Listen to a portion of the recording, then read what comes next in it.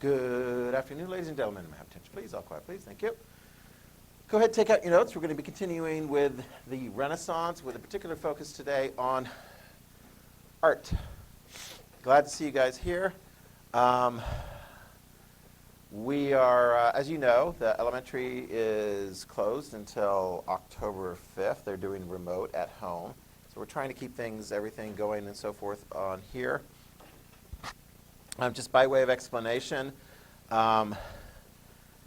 if you haven't noticed already, when I teach, it's not just sort of like a very quiet conversational tone and so forth. I teach like volleyball players at North Star play volleyball. I teach with a lot of expression and movement and breath. So we've been going into, the staff has been like wearing now masks at all times, even during instruction. And I started that yesterday and actually found it was quite difficult to breathe at times. So my only solution to that is to do what I'm doing right now, which is like hold it out. Because when I have it too close in, right, I don't know, hopefully you guys don't have too much of a problem with that. You guys sit calm, I'll call on you occasionally, and hopefully, you know, if you're having difficulty breathing, just hold it out so you can like get a good breath of air in. So hopefully everything will be fine. But you do know the 3 digits to dial if something bad were to happen to your teacher. What are those 3 digits? 1, 2, 3. Yeah, there we go. Get on the phone. 1, 2, 3. It's not working. It's like, ah. So anyway, that's kind of what's going to be going on here for some time. Yeah, we're going to continue to look at the situation with the Renaissance. You guys ready for it?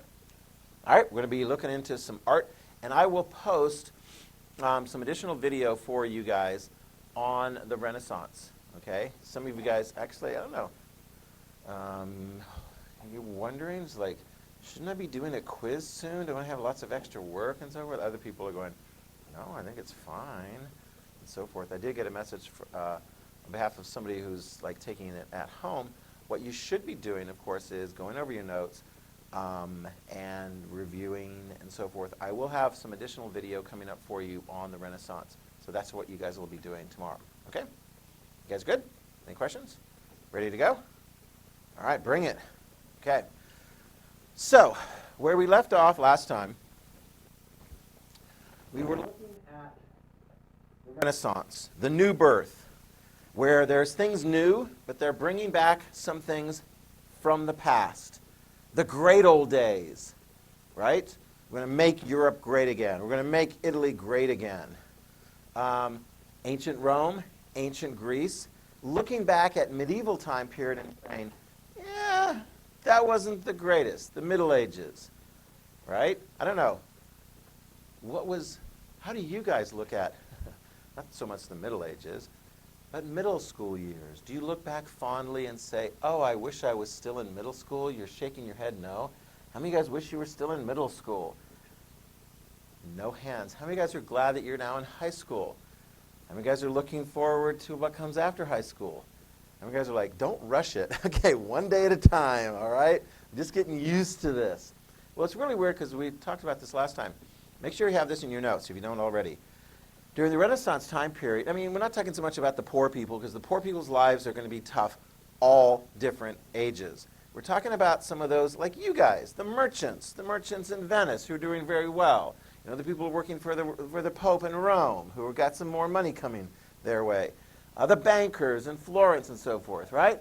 They're getting sort of this new invigoration and new ideas and new this and new that.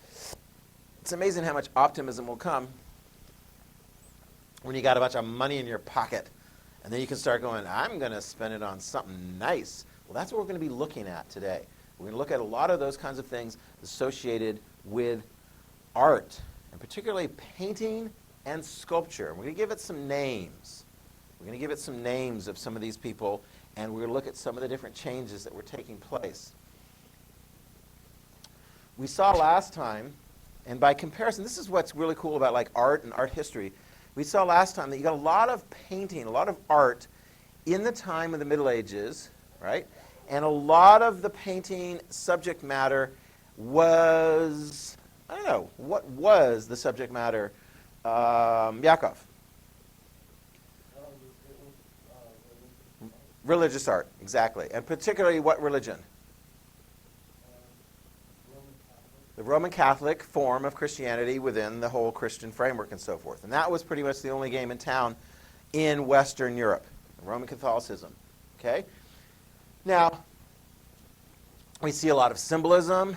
We see a lot of flat. Make sure this is in your notes. I mean, it's kind of like, I suppose some of you guys are very talented at art and so forth. You can do little drawings of like Middle Ages art, and sort of like the halos and kind of the flat expressions and the non-emotional and sort of the lack of depth perception and so forth there. But, and actually a lot of these people who made that art, we don't even know who they are. It's one of the things that's going to take place during the Renaissance. You're going to start to get some super names, superhero, whatever, of artists. It's like the best artists are these people. This is no shabby artist, but we don't know necessarily who it is, right? Because it's like the artist maybe is not as important as the subject matter. And who is this right in the middle of the picture? Everyone says together, Mary. And who's this? Jesus. So that's going to be the subject matter of a lot of medieval painting. And, put this down, you're also going to see that in a lot of Renaissance painting and Renaissance sculpture and so forth. And a lot of these are going to end up in some of those Renaissance amazing cathedrals, as well as in homes. But guess what is also a subject matter that is going to be showing up in Renaissance art? And I'll give you a clue. It has to do with the really old days of ancient Greece and ancient Rome.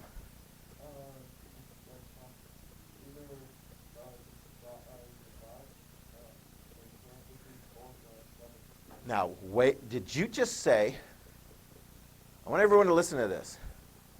Did you just say that in this time, when the Roman Catholic Church is predominant and the Pope is very important, that they're going to do art from the time that there was like Greek and Roman gods? That sounds like heresy.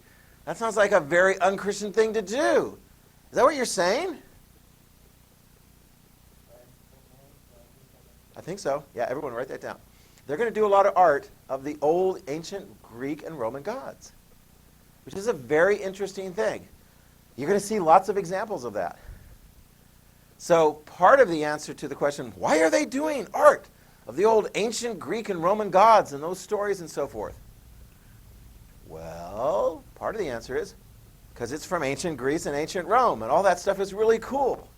But then you scratch your head and you go, are they doing that art because they believe that?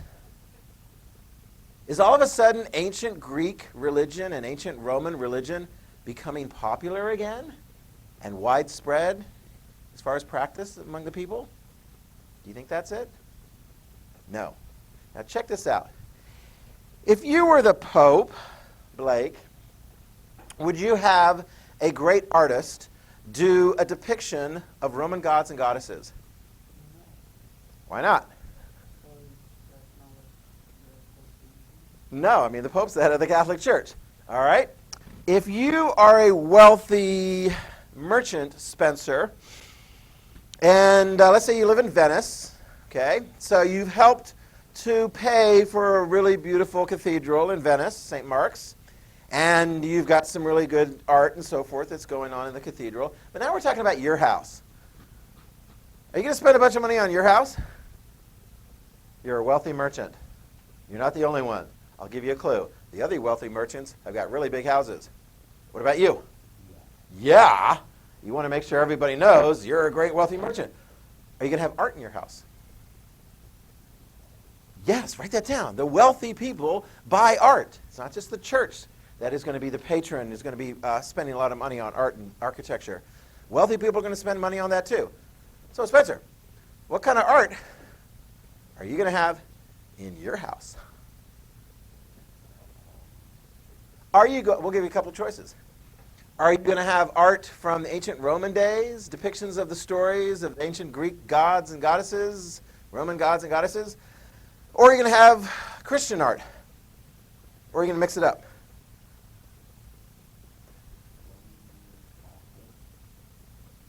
this is an interesting thing. Some of these people in their private homes are going to have religious art. But what do you think? You're the Pope. Do you think any less of him if he has depictions of ancient Roman gods and goddesses? You do. Do you think he's sort of fallen astray and is now cavorting with the old gods and goddesses? Wow. Well, let's ask him. Let's say we've got a picture, right? Because you hired one of the great painters. And they're like, oh, I want to do this one painting. You're like, okay, fine. And then you look at the painting, and it's like, I don't know. Who's the goddess of love? Anybody know? Who is the goddess of love? Yes? Aphrodite is the goddess of love. What, Greek or Roman? Very good. Who's the Roman goddess of love? Don't know? Anybody know that one? Venus, yeah. So it's actually very similar, those two, different names. It's like, the only one I know for sure is like, it's the same name in Greek and Roman is Apollo. But other ones kind of change this and that and so forth. And you guys are really good at the Greek and Roman gods? Because if I could say one, you would say the other one? Right? Who was the chief god for the Greeks? Zeus. Very good. Who was the chief god for the Romans? Very good. All right, helps you. Who is the chief? Who is the militaristic one for the Greeks? Ares. What about for the Romans? I know you like planets. Okay, good. Mars, Jupiter, Saturn. I don't think Saturn is one of the gods or goddesses and so forth. Some of you guys know more. What about the god of the sea and earthquakes for the Greeks? What about for the Romans? Perfect, right? Another planet. So, what do you think? How are you going to answer? He wants to know. You've got a bunch of, like, Greek or Roman gods and goddesses in your house. Are you a lapsed Catholic? Are you fallen away from the church? Do you want, actually, that's a good question. Do you want to be seen in the community at that time as no longer supporting the church, no longer supporting Catholic? No. Write that down. You do not want to be seen that way. So if, in fact, you do spend some money on some Greek and Roman mythology, right? Don't ever call anyone else's religious belief system to their face mythology, because it's like, ah, isn't that lovely? You believe in myths. Like, yeah, no, pal, those are my religious beliefs. But there weren't too many people following Greek and Roman religion back in those times, so to call it mythology didn't necessarily get them all, like, twisted. But you don't want to do that, okay? Because you could end up in a bad way.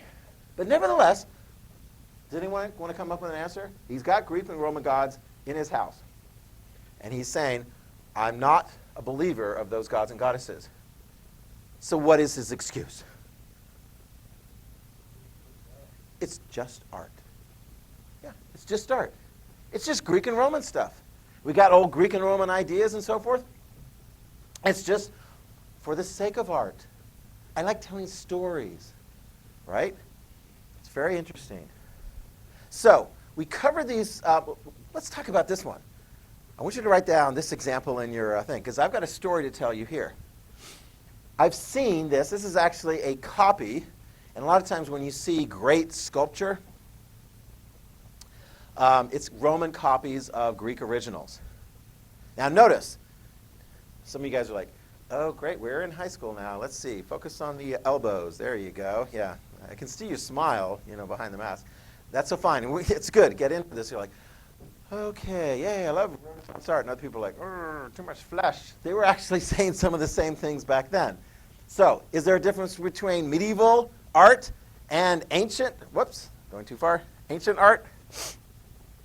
Yes. And this is ancient art, but it's brought back into the time of the Renaissance. Okay? This pretty, flat, two-dimensional, Christian theme. This, multi-dimensional. This is like late Greek art. This is during the time of, say, Alexander the Great. Okay? And I'll just give you an example. I love doing this one. Early Greek art, sculpture, was like Egyptian art. Have you guys ever seen like Egyptian sculpture and so forth? No emotion. You can't see my smile or anything. I don't have a smile. Very simple. In fact, a lot of times it was just like, boom.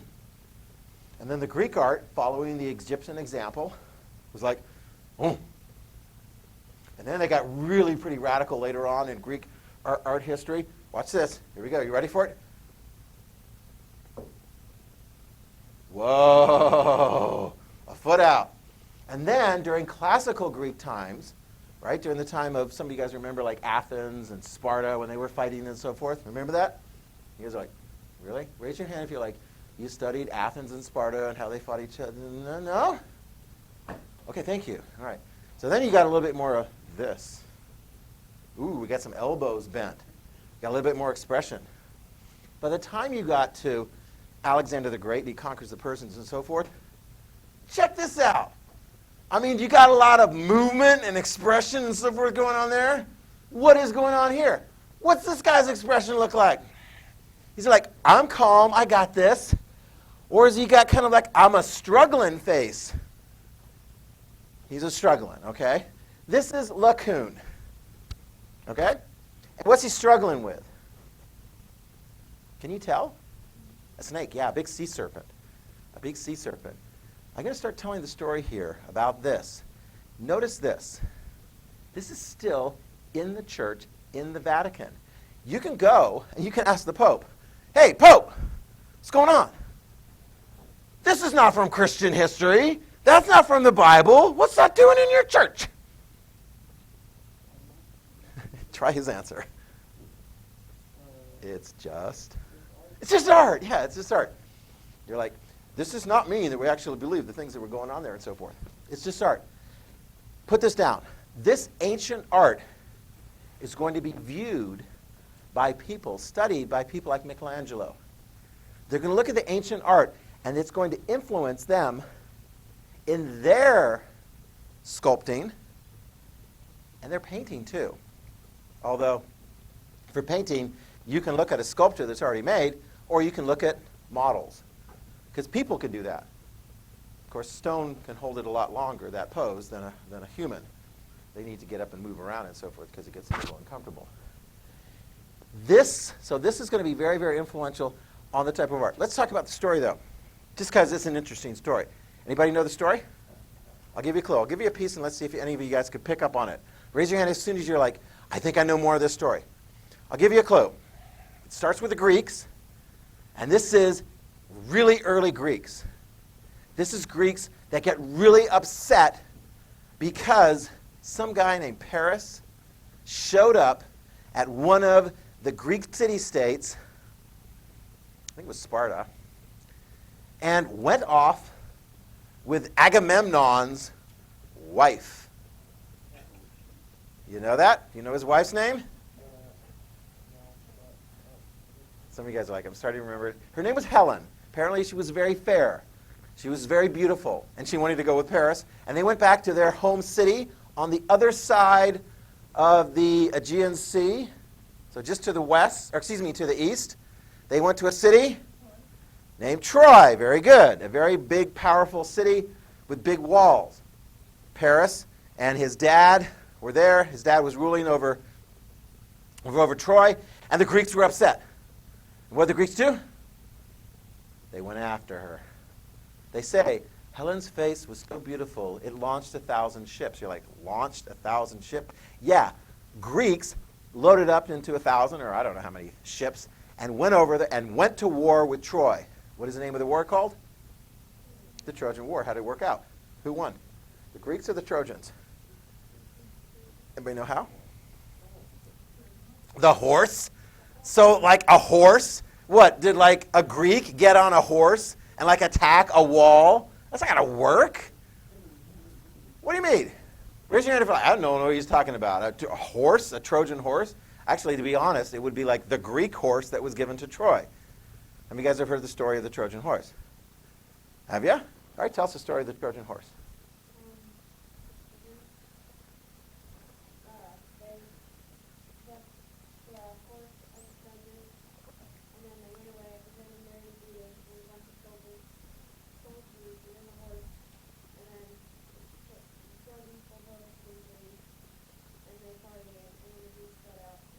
Does that sound about right? I think you've got all of the essential elements there. The Greeks were having a really hard time after many, many years of fighting. They couldn't quite get it done. And then one of the Greek leaders, anybody know who it was? He's got a whole story about himself when he tried to get home to his wife and kids, and he got lost along the way on this amazing odyssey. His name was?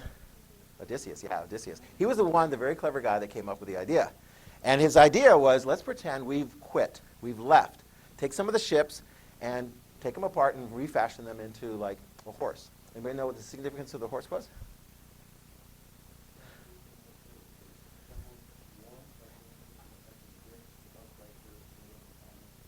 Yeah, I mean, the trick was that there were people inside. Everyone remembers that part. The horse was representative of the god Apollo. And that was like the home god for Troy. I mean, everyone in that area looked to Apollo as being one of the important gods.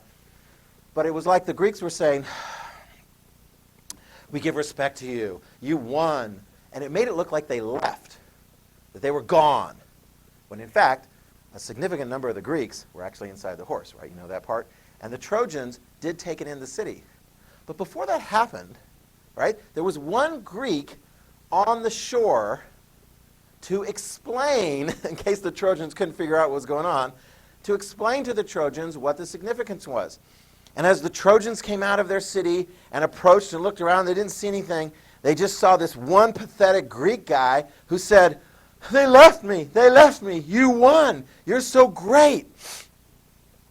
And they gave you this horse in a way of honoring you.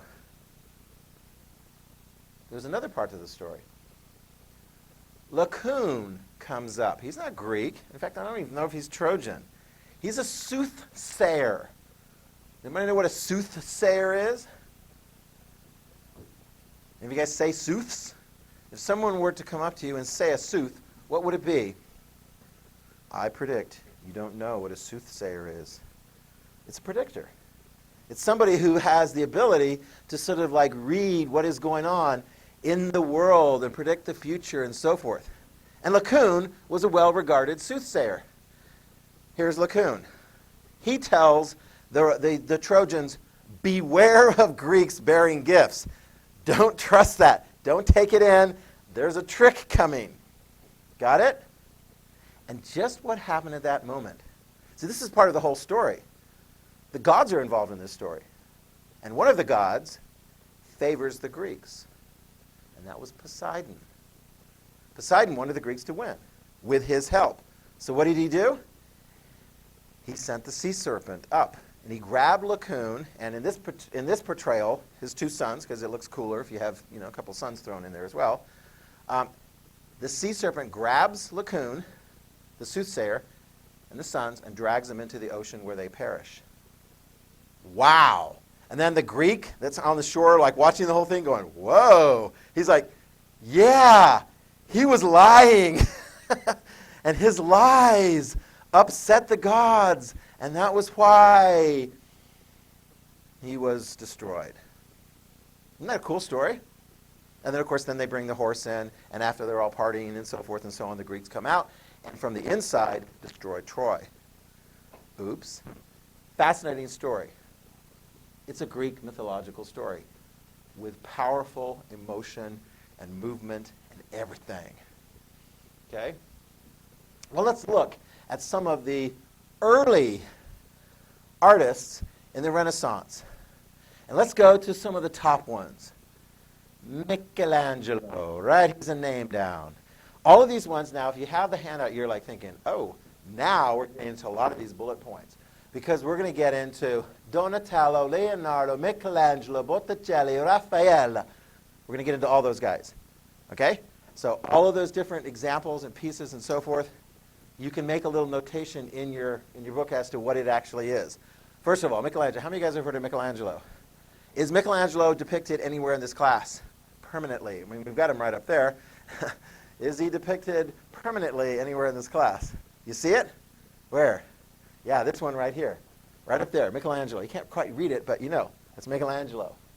Is that Michelangelo? Yes. This is also Michelangelo. It's like two hands. Where is this? Well, it's in the Sistine Chapel. You can write that down. The Sistine Chapel is one of the churches in Rome. It belongs to the Pope. And the chapel itself, it's kind of rectangular and inside. It's got a very tall roof. On the outside, it's not as impressive as some. But I tell you what, once you get in the inside, wow.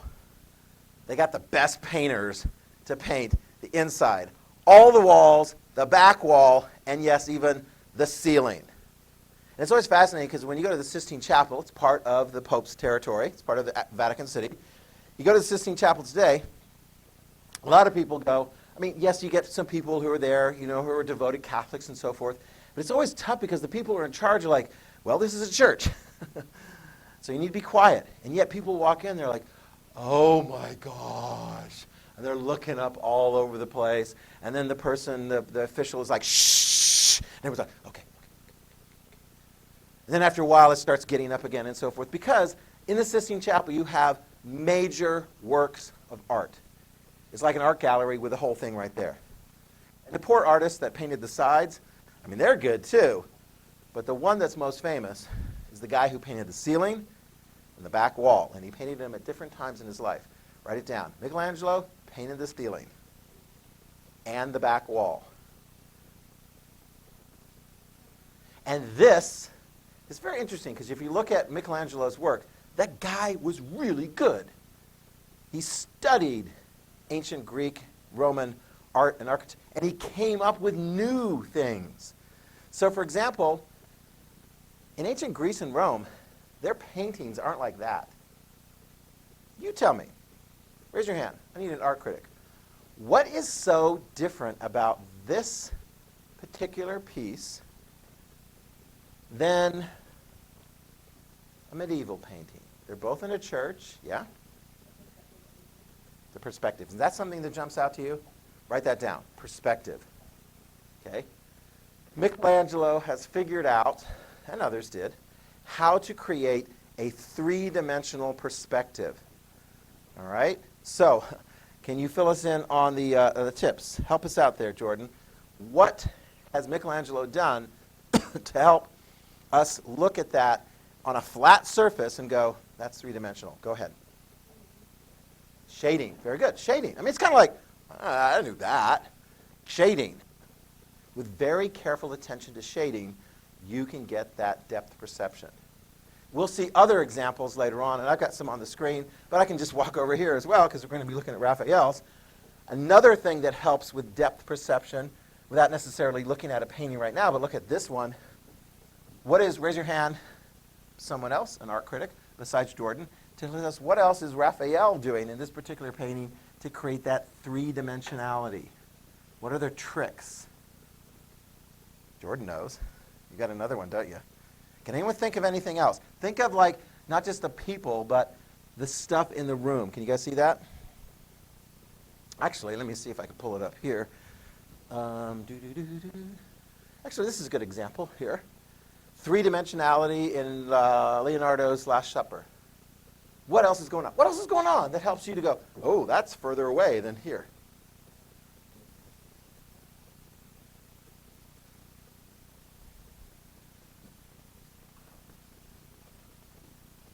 I'm going to draw a box. Am I done? That's a square. How do I draw a box? What does that do? It's 3D. What is going on? Look at the lines. The key thing, write this down, is the lines in the picture. What is happening ultimately to the lines that are further away? What happens to them? They get closer together, exactly. Does that look like it's a realistic, view of a room? Yeah, that's a very neat little trick. Because you don't see that kind of stuff being used in Middle Ages painting. You get that depth. Another thing, almost goes without saying, which is going to be more clear to give you a sense of depth? Things that are in the foreground or things that are in the distance? That are going to be more clear and crisp and recognizable. Things that are close up or things that are in the distant? I'm looking at you and you're very clear. She looks a little blurry to me. Maybe that's just my eyes. Things that are closer are more clear, more crisp. Oh, and by the way, they're also bigger. It's always fascinating because if you go back and look at like this Middle Ages one. I don't know, I guess they did a little bit here, but sometimes you're like front row, second row, third row, they're all about the same size as far as the head goes. Where in reality, back rows should be a little bit smaller. But that was a choice that the painter made in saying, we don't want everyone to, we don't want somebody to be diminished. And really, is the Virgin Mary like a massive, huge human being? She is. She was. The mother of Jesus was like a Goliath. I did not know that, okay? But I mean, it's like, what is the symbolism of having somebody so big? It's almost like Egyptian or something. You're just really big. And then you got your little teeny tiny wives, like right by your feet. I mean, it's that symbolic perspective and so forth, okay? So, oops, wrong direction. So Michelangelo is doing this. And fascinating, let me tell you this as well. On the ceiling of the Sistine Chapel, he paints angles. It's like the, we don't have, how many of you guys in your house you have like sort of like framework, you know, like buttressing, or I don't even know what it's called. What do you call that? Like a thing that's sort of along the wall? Like a trim, yeah. He paints the trim to give it a sense of three-dimensionality, and it's all just paint. Lines and shading and things like that. The guy knows what he's doing. Michelangelo, one of the greatest Renaissance painters. Now, first of all, let's look at this in another manner. Subject matter. Adam. There's his name. Write it down. Adam. Adam is on the ceiling, along with a whole bunch of other people from what book? The Bible. Yeah, the Bible. Which part of the Bible do you suppose? It's going to be the Old Testament. There's on the ceiling of the Sistine Chapel is all these Old Testament stories. This particular one has got Adam being created by a touch of the finger. It's very artistic-y kind of thing and so forth. Whose hand do you suppose that is? It's God. It's like God the Father. And he's like, touch. Bing! You are created, Adam. All right? So there you go. And then, is there going to be, do you suppose there's going to be another image of like Adam and Eve? Uh-huh. And Adam and Eve and the apple and the serpent? What? And Adam and Eve, after they eat the apple, getting kicked out of the, uh-huh. There's going to be all those different Bible stories and so forth on the ceiling. So you can walk in and go, oh, I'm learning something. So we've got religious, I mean, it's the Pope's house, after all. I mean, come on. You're going to have religious depictions there. Now, something I want you guys to understand, too, and this is going to be controversial about Renaissance art. Why am I not showing the entire picture of Adam up there? I mean, I could have. I could have done just like this one. What do you suppose whoops, there we go. Whoop, wrong direction. There we go. What do you suppose Michelangelo is portraying in his human, the very first human? Idealism. Write that down. Idealism. We talked about that before. One of the ideas from the ancient Greek times that is making a renewed visit into the time of the Renaissance is idealism. That things are ideal. The perfect date. The perfect this. The perfect young human male. How do you suppose Michelangelo is going to portray the perfect young human male? Ugly or attractive? Thank you very much. Write that down. Ideal is attractive. Outward physical appearance, which is very interesting. In fact, this says something about idealism. It also says something about Michelangelo. Let me ask you guys. Physically, at what point in time in your life will you be at your most ideal? How many of you guys would say now? How many of you guys would say 5 years ago? Nobody. Within the next 5 years? Yeah, it's like, I need to work out, yeah. What about 25 years from now? Are you still going to be that physical ideal? Is there going to be anything really positive or ideal about you? Nothing? Oh, give me a break. What do you hope to have, say, by 25 years that you don't have now? You don't know? So you want to get some suggestions? What do you guys hope to have, say, within the next 25 years that you don't have right now? I don't know. Why am I in school? It's like, why do I have to do all these things? What do you want? Do you want wisdom? Do you want intelligence? Do you want to be smarter? Do you want to be more financially secure? Do you want empathy? Do you want maturity? You're like, I've got maturity, yeah. I'm mature right now. Shut up. Okay? I mean, some people would say those are some ideal things that don't necessarily show on the outside. What do you think is ideal? A young person or an old person? It's very interesting because Michelangelo, when he was young, write this down, when Michelangelo was young, young was ideal. In his depictions of humans, they're fit, they're muscular, they're healthy. But later, Michelangelo, in his older years, because he lived a long time as an artist, in his older years, he had a little bit more kind of like a realistic approach to his art. He would sort of say, look, an old person is old. That's just the way they are. Inside, they might actually be pretty darn cool. How many of you guys have old people in your families, like grandparents or so forth, and you go, they're pretty cool. Are they as fit as you? Not so much anymore. Do they still have hair color that is natural and not from a bottle? No. But what makes them, like, pretty cool? Their personality. Yeah, it's like inner stuff, right? And it comes out in the relationships with you. So when you see a picture, imagine a picture of like your grandma or your grandpa smiling and so forth. It's probably got wrinkles. Maybe it's got a little bit of a spare tire. I mean, who knows? That's kind of where Michelangelo was as he went in his lifetime, in his art career. And he does amazing art all along the way. But it's interesting. In the early years, it's very idealized, very beautiful. In the later years, more realistic, perhaps. Here's one problem the Pope's going to have after he hires Michelangelo. You can kind of see what I'm getting at here.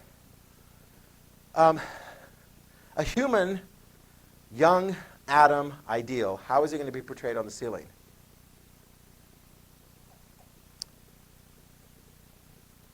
Clothed, fully clothed, partially clothed, naked.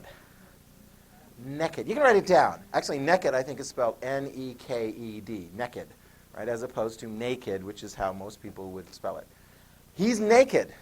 And you got these big debates between the guy who was paying Michelangelo, the Pope. He's like, I don't want no naked people on my ceiling. And yet, Michelangelo's like, you hired me. I'm the great artist. This is the ideal human. Adam came out naked. He was created naked. Actually, he was hanging out in the Garden of Eden, according to the Bible, naked until they took the bite and they were like, oh, no, and covered up and so forth. And it's like, bye, bye, bye. Okay? So here, Michelangelo is saying, naked flesh is okay. It's beautiful. Get over yourself. What's the Pope's response going to be? It's like, I don't know about that. But it's like there was a bit of a compromise. Adam is naked. Okay, we're not going to put all of Adam permanently on the walls of my classroom. You'll get the face, you'll get a finger. And then Michelangelo's like, man was created in the image of God, and God is a male. How do you suppose Michelangelo wanted to portray God? Naked. He did. That was where the Pope put his foot down and he goes, no, no, no, no, no, no, no, no, no. You're not going to have God naked. Not in my church. I mean, good grief. Talk about a change in the way. I mean, like, where's the only flesh you can see in the old medieval paintings and so forth is the face and the hands. I mean, that's about it, and the neck. Here, you look up and you see lots of naked on the ceiling of the church. It's really kind of a weird feeling. You're like, I'm in one of the most holy places in all of the Catholic areas. I see naked people. I mean, it's weird. But that's the Renaissance art, and it comes out with that ideal beauty. Michelangelo backed off a little bit and put God in clothes. Got that? Really light, frilly gown. I mean, not frilly like on the edge, but very light, ethereal. So God, portrayed in that, is also very strong and powerful and vigorous, but clothed. Got it? It's Michelangelo. Leonardo da Vinci. Let's throw Leonardo's one in there. Leonardo da Vinci is the probably the two highest ranking artists, figures from the Renaissance time period. Michelangelo, sculpture and painting, and Leonardo. Write down Leonardo. Make sure you got Leonardo. He didn't have as many paintings, didn't do so much in sculpture, but man, anybody know anything about Leonardo? You want to throw this in? Maybe you picked it up somewhere along the line. What's Leonardo what's so hot about Leonardo? What did he ever do? He did what? Yeah, very good. Write that down. He was a brilliant mind as far as engineering and inventing things. And in fact, some of the things that he anticipated, like flight, a vehicle for flight, he couldn't quite build it during his time because it wasn't possible. But later people would come along and look at his stuff and go, wow, that guy was smart, a great engineer. And if you wanted to know like what was on the inside of a human body, I mean, how do you find out what's on the inside of the human body? Just like peel back a layer of skin? I mean, when can you do that? When they're dead. And he did. He would do anatomical drawings. Now, it was illegal to just go down and grab a corpse or something and so forth, a cadaver. But he would make arrangements after somebody was executed and so forth to get a cadaver and then do the drawings of the blood vessels and the ligaments and all kinds of various different things. He was very interested in that. Very, very smart guy. And here we go. Let's look at this pitch. One of his most famous pictures. The Last Supper, okay? Raise your hand if you think that is Greek or Roman mythological story. Good. Raise your hand if you think that is a Christian story. Okay? Raise your hand if you can tell me what is at least one of the names of one of the people in the picture. Yes? Jesus where? On the left? On the right? On the left? Where? In the middle. There you go. You get that central figure. So some of the things are still very typical of like even medieval. The main figure is in the middle. Here we have Jesus in the middle of the picture. What's going on there? Anybody got any idea of what's going on there? You got Jesus and a bunch of people. Yes? Okay, so how many disciples are there? Actually, you can count them up here. We got a group of three, group of three, group of three. They kind of clump in groups of three. 3 times 4 is 12. You got 12 disciples. So if you know the story, and it's always fascinating because you're looking at history and so forth, and you're like, whether you believe it yourself as part of your belief system, this is very helpful in understanding kind of how these things work. 12 disciples. One of them is going to leave. After Jesus tells them, one of you is going to betray me. Who leaves? Judas, yeah. And he rats out Jesus and gives the authorities, the location of Jesus and so forth and so on. Here's what I want you to understand. I want you to write down here as well. We've got the depth perspective. All right, so that's good. Way to go, Leonardo. You got the depth perspective. You've got color. Lots of color here. We got a religious subject matter. We covered that and so forth. But here, can anyone tell me what is not true about this particular portrayal? It's not the number of people. There's something else about this particular portrayal that tells you that's the Renaissance, but that wasn't like the time of Jesus. Yeah.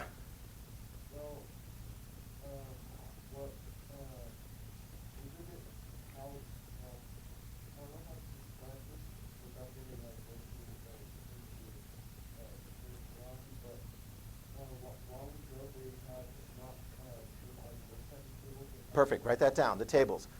Would you find in a very wealthy house a big, nice table with linen on it? Yeah. Did Jesus sit in a big, wealthy house with linen on it for the Last Supper? Mm-mm. Very good. Good eye. Write that down. Who perhaps instructed Leonardo, maybe Leonardo thought of it himself, but either way he was instructed, portray the table as a fine table with linen on it? The guy who was paying for the painting. And notice also what they're wearing. Would they all be wearing bright, expensive, colorful outfits? No. Would Renaissance people? Sure, if they could afford it. So that's 2 very good examples. You'll see that a lot of Renaissance painting, you'll see how it's not the way it really was perhaps in history, but that's what they wanted to have in their image of it at that time. Oh my gosh, we got so many more. Oh, there's the famous one. Is this religious? Mona Lisa. Is she looking at you? What is she thinking? Is she happy? Is she sad? Does her eyes move? Is that a woman? Somebody says, that's a self-portrait. You can wipe down your desks. We got more art coming for you next time. We'll get to Donatello, Michelangelo. And yes, we got some more great art coming up for you guys next time. Okay? So we did right up through Mona Lisa.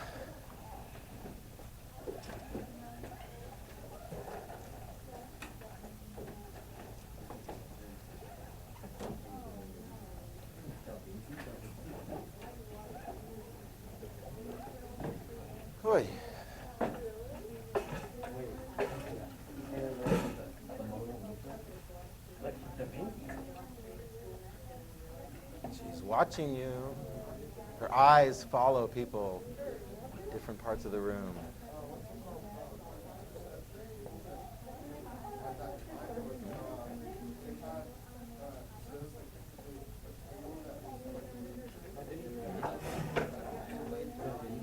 Yeah, very much, and from what I gather, probably more likely they were kind of sitting around very casually. None of that like formality that you see in that thing. Very, very casual. A meal with friends, an important religious meal with friends. A knife. Oh, this one right here. Yeah, there's always, I mean, you get guys writing books. Dan Brown writes a book going, that's not a guy, that's Jesus' wife. What? The Da Vinci Code. You guys can go if you're done, okay? Yeah, no, it's not in the Bible, but it's in Dan Brown's book. You know, he's a very creative writer.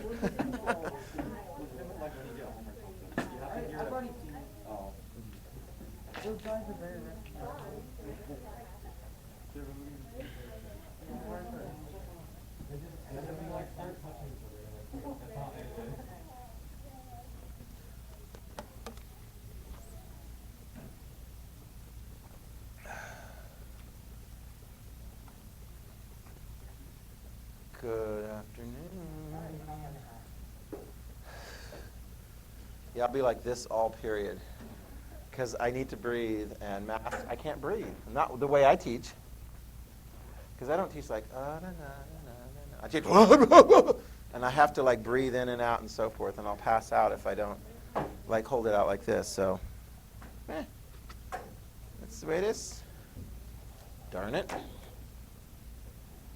So who are we going to have here? Is Trey here? Okay, we got some more people coming in. Come on in. Come on in. Did somebody forget their thing? Yes? Hello, come on in. Okay.